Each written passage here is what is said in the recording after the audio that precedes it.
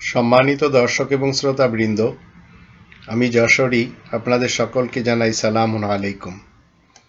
রবের শান্তির রাজ্যে আপনাদের মধ্যে যারা কন্যাদের পিতা রয়েছেন, কন্যাদের পিতা বিশেষ করে যাদের 6 বছরের কন্যা শিশু রয়েছে, এই 6 বছরের কন্যা শিশুর বিয়ের জন্য যদি কোনো ঘটক আসে আর যদি বলে 51 বছরের একটি বুড়ো মানুষ রয়েছে, আপনার 6 বছরের কন্যা শিশুর সাথে বিবাহ দিতে হবে, আপনি কি রাজি হবেন? আপনারা কেউ কি রাজি হবেন? নিশ্চয় না। আর এই কর্ম কি কোনো একজন রাসূল করতে পারেন? কোনো দিন না। 6 বছরের একটা কন্যা শিশুর সাথে বিয়ে করে 9 বছরে সংসার করার অর্থ হলো এই লোকটি হবে একজন ধর্ষক। এই লোকটি কোরআনের মুহাম্মাদুর রাসূলুল্লাহর যে ক্যারেক্টার সেটি মানে না, যেটি চলমান। মুহাম্মাদুর রাসূলুল্লাহ ওয়া খাতামান নাবিয়িন দ্বারা কখনো সত্যায়িতই না যে একজন নাবালেগ ছেলে বা নাবালেগ মেয়ে বিয়ে করবে।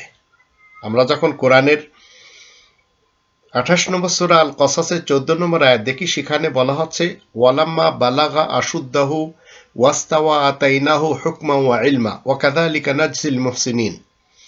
তারপরে মূসা যখন যৌবনে উপনীত হয় আর সামলে ওঠে, তখন তাকে আমি জ্ঞান, কৌশল এবং রাজত্ব করার শক্তি দান করি। এভাবেই তো আমি উত্তম কর্মকারীদের পারিশ্রমিক দান করে থাকি। তাহলে বালেগ হওয়া একটি ছেলের জন্য শর্ত। 4 নম্বর সূরা নিসার 3 নম্বর আয়াতের ভিতরে বলা হচ্ছে ফানকিহু মা তাবা লাকুম মিনান নিসা, মেয়েদের মধ্যে যাদেরকে পছন্দ হয় তাদের সাথে বিয়ে করো। 4 নম্বর আয়াতে বলা হচ্ছে ওয়াতুন নিসা সাদাকাতিহিন্না নিহলা, তোমরা স্ত্রীদের ধার্যকৃত মোহরানা উপঢৌকন সহজভাবে দিয়ে দিবে। ফাইন তিবনা লাকুম আন শাইইন মিনহু নাফসান ফাকুলুহু হানিয়াম মারিয়া, তবে তারা যদি কিছু ছেড়ে দেয় নিজেদের ইচ্ছায়, তাহলে তোমরা তা খুশি মনে খেতেও পারবে। কিন্তু এই মেয়েটি বিয়ে করবে কখন? 4 নম্বর সূরা আন-নিসার 6 নম্বর আয়াতের শুরুতে বলা হচ্ছে ওয়াবতালুল ইয়াতামা হাত্তা ইযা বালাগুন নিকাহ, আর বেসাহারাদের বিয়ের যোগ্য না হওয়া পর্যন্ত তাদেরকে যাচাই বাছাই করতে থাকবে। তো একটি মেয়ে কখন বালেগ হয়? যখন তার প্রথম মাসিক হয়। একটি ছেলে কখন বালেগ হয়? যখন তার প্রথম স্বপ্নদোষ হয়। এখন কোনো ব্যক্তি যদি পৃথিবীতে 6 বছরের কন্যা শিশুর সাথে বিয়ে করে, তাহলে মনে রাখবেন সেই লোকটি কখনো না নবীদের ক্যারেক্টারে আসতে পারে, না রাসূলদের ক্যারেক্টারে আসতে পারে। এখন ইতিহাসের একজন ব্যক্তি নাম মুহাম্মদ বিয়ে করেছে 6 বছরের কন্যা শিশুর সাথে, ঘর করেছে 9 বছরে। তার যারা ওয়ারিস হওয়ার দাবিদার, তারা কোরআন বিরোধী এই ধর্মকে প্রমোট করে চলেছে। তা আপনাকে আমাকে কোরআনের মুহাম্মাদুর রাসূলুল্লাহকে মানতে হবে। কোরআনের মুহাম্মাদুর রাসূলুল্লাহ ওয়া খাতামান নাবিয়িনকে যখন আমি মানব, তখন আপনাকে আমাকে কেউ পথভ্রষ্ট করতে পারবে না, হোক সে নামের কোনো ব্যক্তি মুহাম্মদ। আমাদের দেশে যারা কাল্পনিক মুহাম্মদকে মানে, যারা এই ইমেজকে পূজা করে, যারা 1400 বছর পূর্বের একজন মুহাম্মদ নামক ব্যক্তিকে নিজেদের মাথার ভিতরে মূর্তি আকারে বসিয়ে রেখেছে, তারা উঠতে মানে উঠাতে, বসাতে, শোয়াতে, জাগাতে, চলাফেরাতে, হাঁটা চলাতে সব সময় তাকেই জপে থাকে। তার জন্য আবার কবিতা রয়েছে, নাত রয়েছে, গজল রয়েছে, কত কিছু তৈরি করা হয়েছে। তার নাম জপার জন্য তসবিহ তৈরি হয়েছে। এবার দেখুন, একজন ব্যক্তি তিনি কিনা বলছেন যে বাংলাদেশের একটি মাদ্রাসা হলো শর্ষিনা মাদ্রাসা, সেখানে তিনি কি করছেন, তিনি সেখানে আসতেছেন স্বপ্নের মাধ্যম দিয়ে। কোত্থেকে আসতেছেন? সৌদি আরব থেকে। আচ্ছা, সৌদি আরব এসে নবীজি আসছেন, বসছেন স্টেজে, ডান দিকে আমার হযরত বিশ্বাস আল্লাহ রাসূল সাল্লাল্লাহু আলাইহি ওয়াসাল্লাম ছাড়ছি না, কন্যা আলহামদুলিল্লাহ। এসে নবীজি আসছেন, বসছেন স্টেজে, ডান দিকে আমার হযরত বিশ্বাস কিবলা, বাম দিকে আমার দাদা হুজুর কিবলা। যে লোকটির কথা বলছেন যে তিনি শর্ষিনাতে এসেছেন, সৌদি আরব থেকে এসেছেন, চিনলেন কি করে? তাকে কখনো তারা দেখেছিলেন? যে লোকটিকে আপনি দেখেননি সেই লোকটি যদি স্বপ্নযোগে আপনার কাছে এসে বলে যে আমি হচ্ছি রাসূলুল্লাহ, তাহলে মেনে নিতে হবে তাকে? এই ধরনের অনেক প্রশ্ন জাগে। কিন্তু মনে রাখবেন, কোরআনের মোহাম্মদ চলমান একটি উপাধি। আয়াত প্রচারের কারণে প্রশংসিত উপাধি ধারণকারী ব্যক্তি মোহাম্মদ রাসূলুল্লাহ আল্লাহ তাআলার বার্তাবাহক রাসূল হয়, ওয়া খাতামান নাবিয়িন, এবং 19 জন নবীদের সিল মোহর হয়। ইতিহাসের কাউকে ইসলামের ভিতরে এনে তাকে নবী বানাবেন, রাসূল বানাবেন, সেটি তো চলবে না। আবার আমাদের দেশে এই মুহূর্তে যে আন্দোলন হচ্ছে 2024 সালে, সেই আন্দোলন নিয়ে কিছু কথা যখন দেশের প্রধানকে বলা হচ্ছে, জিজ্ঞাসা করা হচ্ছে, তিনি আবার তার বিপক্ষের লোকের উপরে দোষ দেওয়ার জন্য, বিশেষ করে জিয়াউর রহমান বলেন এবং তার স্ত্রী খালেদা জিয়া, তার উপরে কিভাবে দোষ চলে যাচ্ছে। দেশটা নষ্ট হয়ে গেছে বিসিএস ক্যাডারদের দিয়ে। এরাই দেশটাকে লুটে পুটে খাচ্ছে এবং এরা এই সার্টিফিকেট নিতে যে টাকা খরচ করেছে। আবেদ আলী চাচার মতো লোক ধরাও খাচ্ছে এবং তার সাথে আরো অনেকে। এবার শুনুন একটু। যে বেনিফিশিয়ারি যারা, তাদেরকে ধরা উচিত। তাহলে এখন যারা প্রশ্নপত্রের সঙ্গে জড়িত তাদের তো আইনের আয়তায় আনা হয়েছে এবং তারা বিচারে সোপর্দ হয়েছে। বেশ ভালো কথা, এটা একটা উত্তম কথা, আমাদের জন্য একটা ভালো মেসেজ।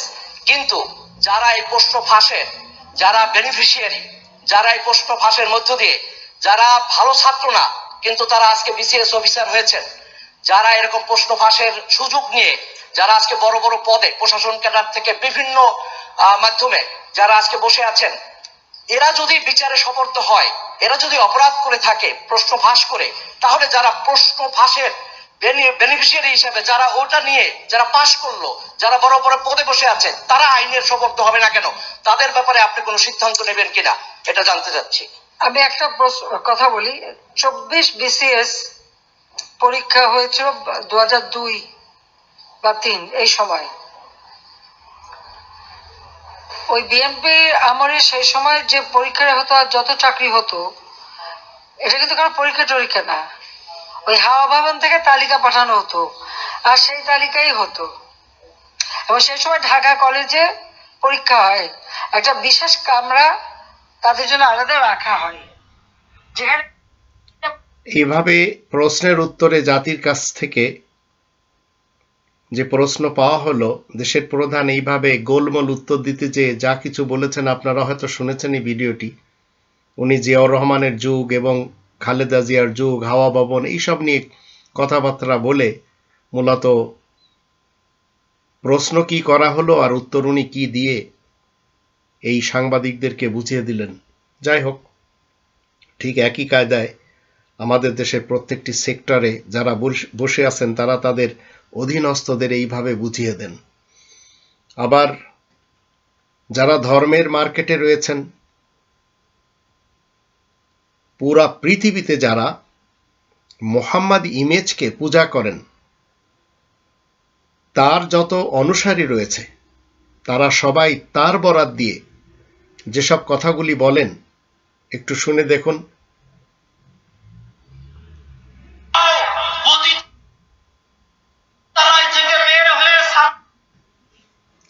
ইনি বলছেন, এই হুজুর বলছেন যে তুমি যদি জেনা করো, সুদ খাও, হারাম কাজ করো, তারপরেও নামাজ আদায় করো। তুমি যদি বিড়ি খোর, সিগারেট খোর হও, তাহলে বিড়ি খেয়ে সিগারেট খেয়েও তুমি সালাত আদায় করো। কেউ সালাত ছাড়িও না।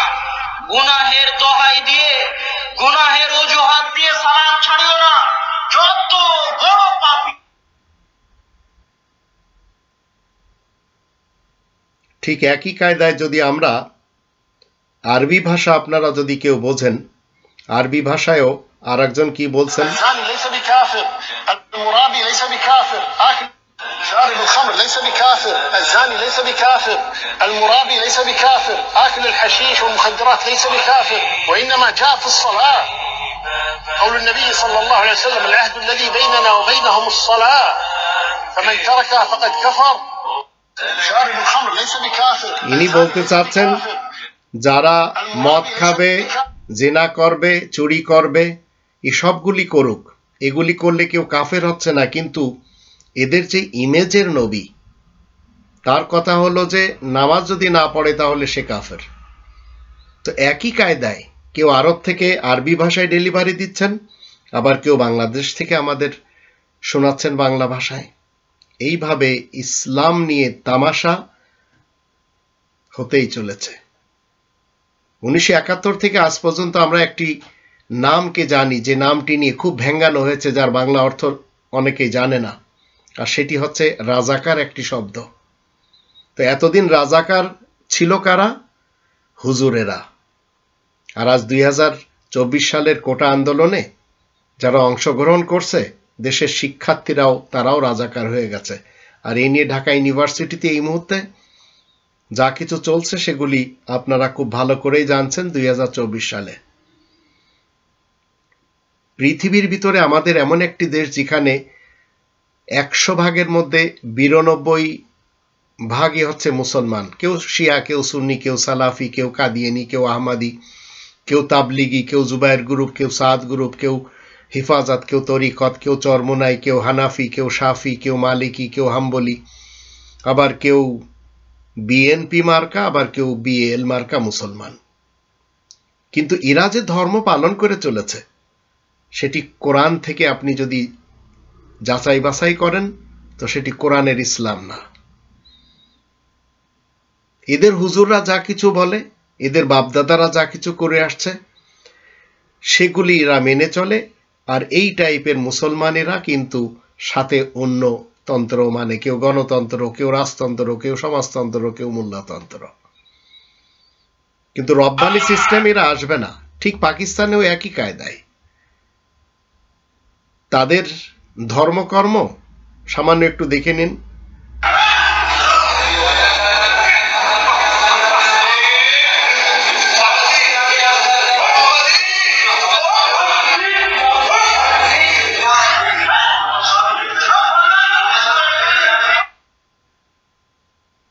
পাকপতনের একটি স্বর্গীয় দরজা, সেটি সবাই চুমা দিচ্ছে, আর এইভাবে তারা মনে করে চলেছে সম্ভবত তাদের পাপ সব মোচন হয়ে যাচ্ছে। এগুলি ধর্ম, দিন ইসলাম না। দিন ইসলাম আর ধর্মের মাঝে পার্থক্য অন্য ভিডিওতেও আপনারা শুনেছেন। তো এইভাবে ভারত উপমহাদেশের মুসলমানদের মগজ ধুলাই করে তাদের সবাইকে কোরআনচ্যুত করা হয়েছে। আর রাজনীতিবিদ তারাও কিনা একই কাজই করে চলেছে। আর যারা ফিল্ম স্টারে কাজ করে, যারা ফিল্ম লাইনে অভিনেতা অভিনেত্রী, তারাও ঠিক একই কথা বলে। দেখুন,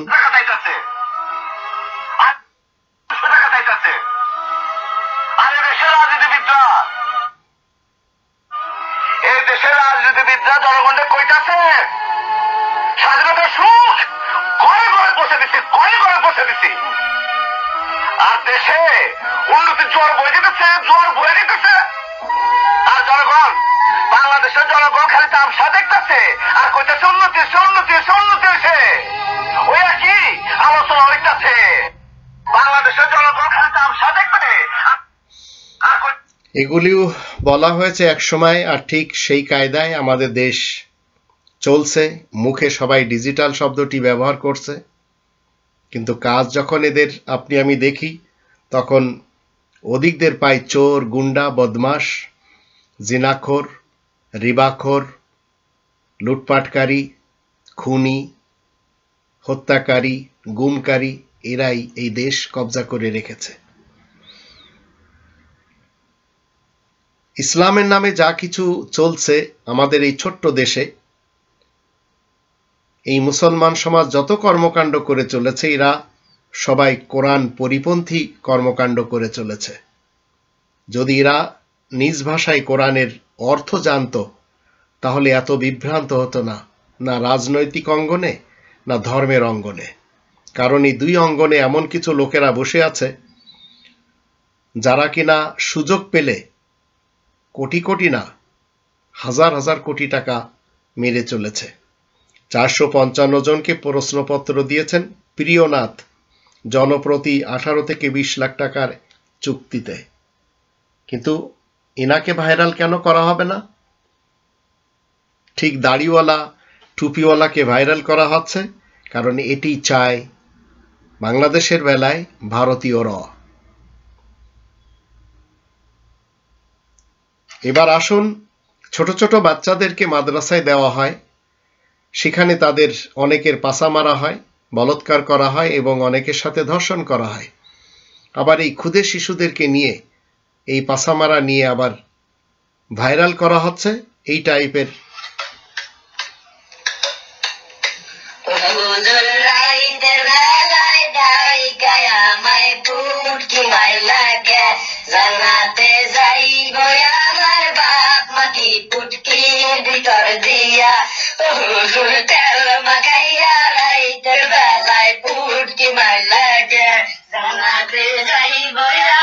মাদ্রাসার আভ্যন্তরীণ চিত্র এই ছোট ক্ষুদে শিশুদের দিয়ে এইভাবে নোংরা ভাষায় প্রকাশ করা হচ্ছে।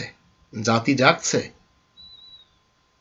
ধর্মজীবী মোল্লারা, তারা যে মূর্তিটা মাথার ভিতরে ধারণ করে চলেছে আর কোরআনের মুহাম্মদুর রাসূলুল্লাহ ওয়া খাতামান নাবিয়িনকে ছেড়ে দিয়েছে, তাদের মুখোশ এইভাবে উন্মোচন হচ্ছে গালির ভাষায় অথবা বিভিন্ন মাধ্যমে। অনেক সময় আমাদের দেশে পিয়নে চাকরি করেও শত শত কোটি টাকার মালিক হয়েছে, আর সেটিও ফাঁস করছেন কে? স্বয়ং দেশের প্রধান। তিনি কি বলছেন শুনে নিন। টাকা আমার বাসায় কাজ করে গেছে পিয়ন, সে 400 কোটি টাকার মালিক। হেলিকপ্টার ছাড়া চলে না। হ্যাঁ, বাস্তব কথা। কি করে বানালো টাকা? আমার বাসায় কাজ করে গেছে পিয়ন, সে একজন পিয়ন 400 কোটি টাকার মালিক, অথচ বাংলাদেশের 18 কোটি মানুষ সবাই 1 কোটি কোটি টাকা হলেও তো তার মালিক ছিল। খনিজ সম্পদের বন্টন ঠিক হয়নি, কারণ পূর্ব পাকিস্তানের যুগে এই দেশে যারা লুটপাটকারী ছিল, এই দেশীয়, আজও তারাই লুটপাট করে চলেছে। শুধু পরিবর্তন হয়েছে দেশের নামের, আর কিছু না। তখন ছিল পূর্ব পাকিস্তান, আজ বাংলাদেশ। যদিও সেই যুগে পশ্চিম পাকিস্তানের অনেকে ছিল, কেন্দ্রীয় নেতা নেত্রীরাও ছিল, কিন্তু আজ আমাদের দেশের অবস্থা কি? আর এই দেশে খনিজ সম্পদের অভাব নেই, কিন্তু খনিজ সম্পদ 8 নম্বর সূরা আল আনফালের প্রথম আয়াতের দৃষ্টিতে ওয়া আসলিহু যাতা বাইনিকুম, নিজেদের দাঁড় করানোর জন্য, ইসলাহ করানোর জন্য। তো গরিবরা গরিব থেকে যাচ্ছে, বড় লোকেরা আরো বড় লোক হচ্ছে।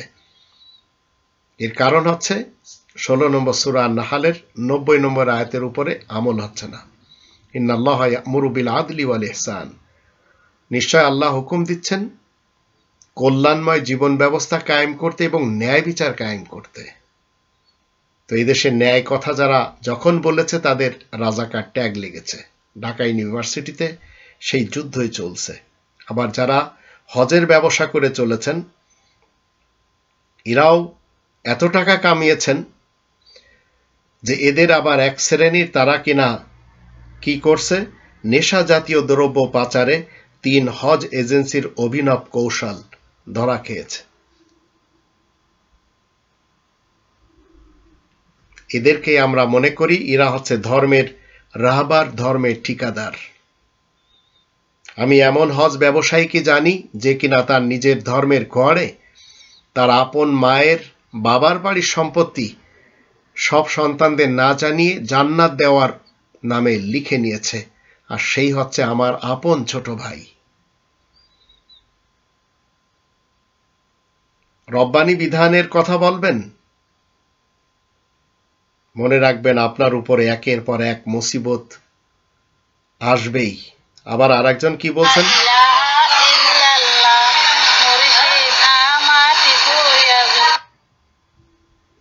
কলেমার সাথে তার মুর্শিদের নাম লাগানো হয়েছে। এর পূর্বেও অতীত ইতিহাসে যখন যাই তখন আরবের একজনকে কলেমার সাথে লাগানো হয়েছে। এবার এখানে আসুন,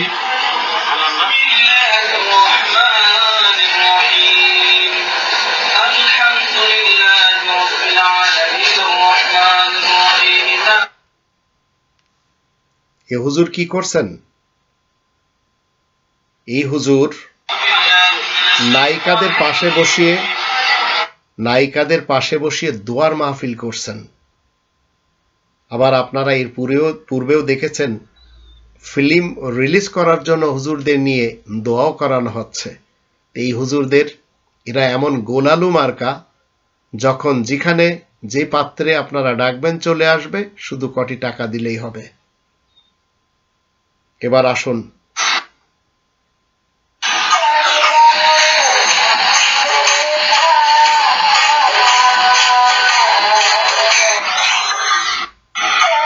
এটিও আমাদের দেশে চলে। নারীরা পুরুষদের পায়ে সেজদা দেয় এবং মনে করে সে কত বড় মাপের বাবা। আবার সারাদিন উপবাস থাকো, 5 ওয়াক্ত নামাজ পড়ো, তারা আমার কাছে কেউ আসিও না, তোমরা আমার দরকার নাই। অধ্যত্বের সাথে বলছে নামাজ পড়বেন, রোজা রাখবেন, তার কাছে যাবেন না। আবার আহলে হাদিস সালাফি থেকে একজন কোথায় চলে আসছেন? সুন্নি ইজমে আসছেন। আবার সুন্নি ইজম থেকে সালাফি ইজমে যাচ্ছেন। সুন্নাত ওয়াল জামাতের বিরোধী। এটা আমার সম্পূর্ণ ভুল হয়েছে, আমি 10 জনের কাছে ক্ষমা প্রার্থী। এই বিষয়ে আমি ক্ষমা চাই, আল্লাহ তাআলা আমাকে ক্ষমা করুন। আহলে হাদিস থেকে নিজেকে সরিয়ে নিয়ে হানাফি মাযহাব অনুসরণ করলাম। আমি মোহাম্মদ আব্দুর রাজ্জাক। হানাফি মযহাব প্রথমে তিনি পড়াশোনা করেছেন, আহলে হাদিস মযহাব থেকে হানাফি মযহাবে, আবার কেউ হানাফি মযহাব থেকে আহলে হাদিস মযহাবে চলে যাচ্ছেন। এইভাবে চলছে আমাদের দেশ। আবার এখানে আমি ছবিটা আপনাকে দেখাবো। ছবি দেখে নিশিওর হওয়া যায় না, কেন বুঝতেছেন না? বারবার দেখছি তো ছবি। আল্লাহর বান্দা, ছবি দেখে যদি সবকিছু শিওর হতো তাহলে আর যাচাই করার প্রয়োজন পৃথিবীতে। আরে ভাই, সব মানুষের, ইন্দোনেশিয়ার মানুষ, মালয়েশিয়ার মানুষ, বেশিরভাগ ইন্দোনেশিয়ার মালয়েশিয়ার মানুষের দাড়ি দেখাই যায় না। আপনি তো ছবি দেখা বলবেন চাচ্ছি, ঠিক না? ঠিক। এ ভাই, মালয়েশিয়া ইন্দোনেশিয়ার মানুষের দাড়ি দেখছেন আপনারা? ইউটিউবে গিয়ে দেখে নিন, মনে হবে দাড়ি একটাও নেই। অথচ কাবার ইমামের দাড়ি নিয়ে আপনার এত প্রশ্ন। আপনার কি হাল? আপনার হালটা কি? আপনি নিজে চিন্তা করেন। এখানে বুড়ো সাহেব খুব রেগে যাচ্ছেন, কাবার ইমামের দাড়ি নিয়ে কেউ প্রশ্ন করেছে। কারণ এই বুড়ো সাহেবের মুখে এত লম্বা দাড়ি, ইনি নিজে বুখারি মানেন। ইনাকে জিজ্ঞেস করা হয়েছে আলবানির দাড়ি ছোট কেন? তাহলে বুখারিতে লেখা কি? ওয়াফুল লোহা, দাড়ি ছেড়ে দাও, বাড়াও। যেমন এই শায়েখ আহমদুল্লাহ বুড়ো হুজুর তিনি ছেড়ে দিয়েছেন, ওয়াফুল লোহা আর মোস ছোট করো। কিন্তু কোরআনে কোথাও দাড়ি রাখার নির্দেশ নেই, থাকলে আমার মুখে আপনারা দেখতেন। আবার মসজিদের মুতাওয়াল্লি যারা, তাদের নাচও একটু দেখে নিন।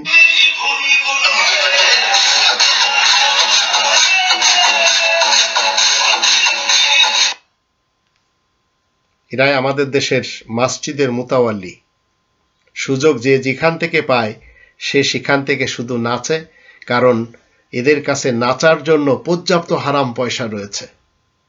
এরা সবাই রিবাখোর, এরাই আমাদের দেশে ধর্মের ঠিকাদার। সালমান এফ রহমান নম্বর 1 সালাফি একজন,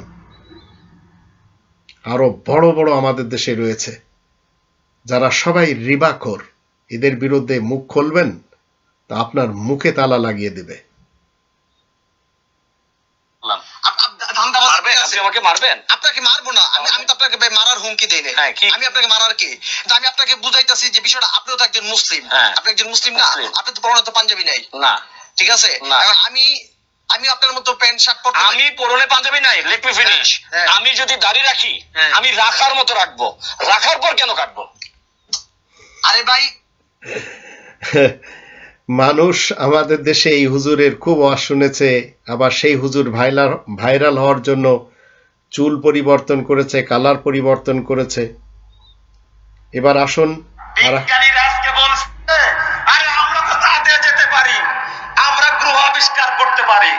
আরে কে বলে চাঁদে গেছে আর মঙ্গল গ্রহে গেছে? তাই লাফালাফি। আমাদের নবী মুহাম্মদ সাল্লাল্লাহু আলাইহি সাল্লাম সপ্তম আসমান ভেদ করে সিদরাতুল মুনতাহা পর্যন্ত গেছেন। আমাদের নবী মুহাম্মদ, আমাদের নবী, আমাদের রাসূল, কোরআনে এই টাইপের কোনো ধরনের বাক্য তো নেই। আমাদের, তোমাদের, তাদের, ওদের এবং সপ্তম আসমানে যাওয়া, কোরআনের ন্যূনতম কোনো ইশারাও তো নেই। কিন্তু এগুলি খাচ্ছে এদের ভক্তরা। ইসলামের নামে আমাদের দেশে শত শত দল রয়েছে। আবার বলা হচ্ছে বাংলাদেশে 100 দল, তার মধ্যে ইসলামের পথে 3টা দল। তার মধ্যে পরিপূর্ণ ইসলামিক দল হচ্ছে বাংলাদেশ জামাত ইসলাম। আমি দেখছি যতগুলি দল আছে 100-র উপরে কয়েকটা দল, 100-র উপরে যতগুলি দল আছে তারই মধ্যে এই 3টে দল, 4টে দল আল্লাহর রাস্তায় একটু আছে, তাদের অন্য মানে যে দল আছে সেগুলি একটু আছে, কিন্তু তার মধ্যে 2টে দল ঠিক আছে। একটা হলো যারা পাবলিকের দাওয়াত দেয়, আর একটা হলো আপনার জামাত ইসলাম করে, 3 নম্বর হলো পীর মুরিদি যারা করে। সবই তো এসে গেল, কিন্তু এরা একে অপরকে কি আসলে ভালো মনে করে? এদের ইতিহাস দেখেন, একে অপরকে এরা দেখতেই পারে না। কিন্তু ইনার গবেষণা মতে 3টি দল ঠিক আছে, আর বাকি সব কন্ডেমড। এবার আসুন, কোরআন শরীফ কই মাদ্রাসা পড়ছে কে? এই মাদ্রাসা ছাত্র কই? আজ তো বিশেষ না। আয় এদিকে আয়, এদিকে আয়, আমি আসলে আমার সময় দিব, আমার বুঝাই দিব। এদিকে আসো, পিছনে আসো, পিছনে যাও, পিছনে যাও, পিছনে যাও। আমি বুঝাই দিতেছি, তাহিরি দলিল ছাড়া কথা বলে না। তাহিরি কাহারও লাল চক্ষুকে ভয় পেয়ে কথা বলে না। আগামীকাল মাহফিল করবো এই স্বপ্ন তাহিরি দেখে না। মনে করি আজকের মাহফিল আমার শেষ মাহফিল, একদিন তো মরে যাব, লড়ে যাব। এই দিকে ধর, এখানে কোরআন শরীফ ধর। সুবহান সুবহানাল্লাহ, আল্লাযী, যিনি আসরা প্রমাণ করিয়েছেন বে আব্দিহি। একটু খেয়াল করবা, বা মানে জিবরাইল, আব্দুল মানে রাসূল, হি মানে ইলাল্লাহ, আল্লাহর দিকে। আল্লাহ পাক জিবরাইলের মাধ্যমে এইভাবে কোরআন অপব্যাখ্যা করছে এমন লোকদের সামনে যাদের ভিতরে কেউ একজন নেই যে উঠে বলবে যে আপনি এই যে ভুলভাল আমাদেরকে বুঝাচ্ছেন, এতটুক বলার মতো কেউ নেই। তো অন্ধদের কানা রাজা, যখন একটু কোরআনের দিকে কেউ আসতে চায় তখন এইভাবে তারা কোরআনকে নিয়ে তামাশা করে। আবার আরেকজন বলছে কোরআন থেকে তার যে ইমেজের যে মূর্তি নবী, তার দাম বেশি। দেখলাম বাংলাদেশের গণ্যমান্য একজন সাহেব পর্যন্ত দাবি করে বসে আছে কোরআনের চাইতে নবীর দাম বেশি। যেমন এনায়েতুল্লাহ আব্বাসী সাহেব, উনি অনেক বড় মাপের জাইয়েদ আলেম। এই আলেমদের কারণে আজকে বেদাত চালু হয়ে যাচ্ছে। লাইলাতুল কদর যার সদকায়, লাইলাতুল মিরাজ যার সদকায়, আসমান ও জমিন যার সদকায়, আদম থেকে ঈসা যার সদকায়। গলা ফাটিয়ে কোরআন বিরোধী কথাকে ইস্টাবলিশ কি করা যায়? গলা ফাটানো যায়, এগুলো ইস্টাবলিশ হয় না, কারণ এগুলি সব হচ্ছে মিথ্যায় ভরা এবং এগুলি সব হচ্ছে ফেক। আর তাদের সামনেই এগুলি জোর গলায় বলা যায় যারা কিনা সামনে কেউ কোরআন পড়তে জানে না। এবার আসুন, এক আলেম নাকি আমার গৌসুল আজম মাইজ ভান্ডারীর দরবারকে জাহান্নামের কাউন্টার বলেছে। কবরে গিয়ে সমানে সিজদা মারে, সেমা গানের নামে নাচানাচি করে, এটার নাম হলো মাইজ ভান্ডার। এটার নাম কি মাইজ ভান্ডার? আমি বলি মাইজ ভান্ডার না, এটা জাহান্নামের কাউন্টার। এটা মাইজ ভান্ডার। এদের কাছ থেকে যদি আপনারা আশা করেন যে এরা ইসলামের কোনো কিছু ডেলিভারি দিবে, তো এরা দিবে না।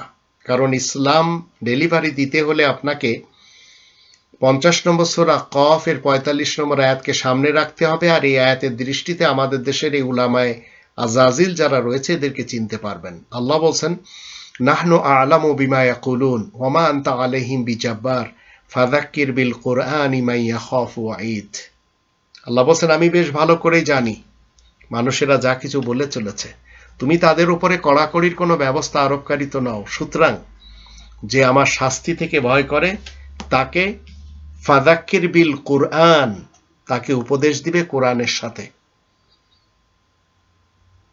যারা দিবে না, এক কথায় আপনারা বিশ্বাস করে নেবেন তারা উলামায়ে আজাজিল।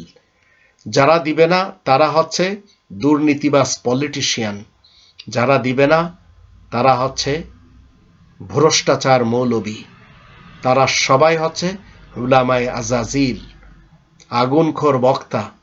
ইয়াকুলুনা ফি বুতুনিহিম নারা, এরা সবাই নিজেদের পেটে আগুন ছাড়া আর কোনো কিছু ভরে না, খায় না। 2 নম্বর সূরা আল বাকারার 174 নম্বর আয়াত তার প্রমাণ। তাই মনে রাখবেন, যারা মনে করে চলেছে 6 বছরের কন্যা শিশুর সাথে বিয়ে করে সে নবীর আসনে ছিল, এরকম একটি চরিত্র কোরআন আমাদেরকে বলে না। কোরআনে 24 জন নবী এবং রাসূলদের ক্যারেক্টার রয়েছে। কারোর চরিত্রে এইরকম অমানবিক এবং ধর্ষণ মার্কা চরিত্র কারণ না।